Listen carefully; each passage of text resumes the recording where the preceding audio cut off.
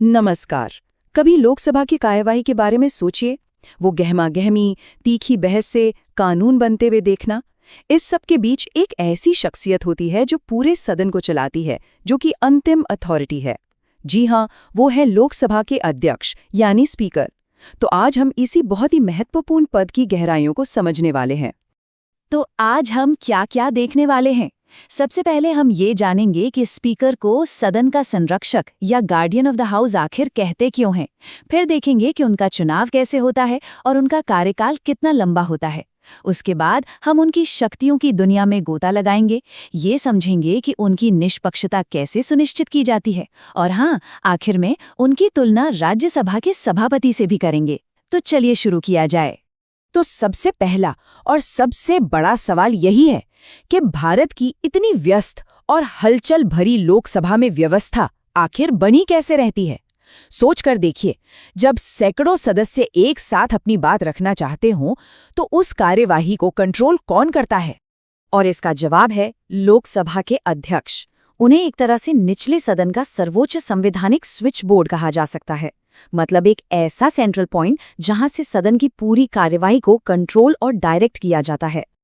ठीक है, तो स्पीकर इस अधिकार का इस्तेमाल असल में करते कैसे हैं? और यहीं से हम आते हैं अपने पहले सेक्शन पर, सदन का संरक्षक। यहाँ हम ये देखेंगे कि स्पीकर कैसे सदन की गरिमा और उसके सदस्यों के अधिकारों की रक्षा करते हैं। लेकिन इन शक्तियों को समझने से पहले ये जानना भी तो जरूरी है कि इस कुर्सी तक कोई पहुंचता कैसे है। आखिर इस इतने महत्वपूर्ण पद के लिए चुनाव होता कैसे है। चलिए इसे अपने अगले सेक्शन में जानते हैं, चुनाव और कार्यकाल। देखिए, प्रक्रिया काफी सीधी सादी है। सबसे पहले लोकसभा के सदस्य अपने बीच में से ही किसी एक को अध्यक्ष के तौर पर चुनते हैं। ये चुनाव आमतौर पर सदन की पहली बैठक के ठीक बाद हो जाता है और इसकी तारीख राष्ट्रपति तय करते हैं। और उनके कार्यकाल के बारे में एक बड़ी दिलचस्प बात है। स्पीकर अगली लोकसभा की पहली बैठक से ठीक पहले तक अपने पद पर बने रहते हैं। इसका मतलब ये हुआ कि जब लोकसभा भंग भी हो जाती है तब भी स्पीकर का पद खाली नहीं होता, जो एक तरह की निरंतरता बनाए रखता है। और हाँ, अगर उन्हें इस्तीफा देना हो तो वो अपना त्यागपत्र उपाध्यक्ष यानी डिप्टी स्पीकर को सौंपते हैं। तो अब जब हम ये जान गए हैं कि इस कुर्सी तक कैसे पहुंचा जाता है, तो चलिए अब देखते हैं कि असल में इस पद के साथ कितनी शक्ति जुड़ी हुई है। देखिए, स्पीकर की शक्तियां मनमानी नहीं होती हैं। ये 3 मुख्य स्रोतों से आती हैं। पहला, भारत का संविधान। दूसरा, लोकसभा की प्रक्रिया और कार्य संचालन के नियम। और तीसरा, संसदीय परंपराएं। ये तीनों मिलकर ही अध्यक्ष के अधिकार क्षेत्र को तय करते हैं। उनकी सबसे मुख्य जिम्मेदारी है सदन में व्यवस्था बनाए रखना। किस सदस्य को कब बोलना है, कोई मुद्दा नियमों के हिसाब से है या नहीं, इन सब पर उनका फैसला ही आखिरी होता है। वो नियमों के अंतिम व्याख्याकार हैं, उनका कहा ही माना जाता है। अच्छा, अब एक बड़ी दिलचस्प स्थिति की कल्पना कीजिए।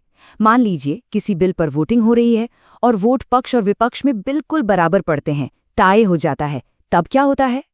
यहीं पर स्पीकर की एक विशेष शक्ति सामने आती है। आमतौर पर स्पीकर पहली बार में वोट नहीं करते ताकि वो निष्पक्ष बने रहें।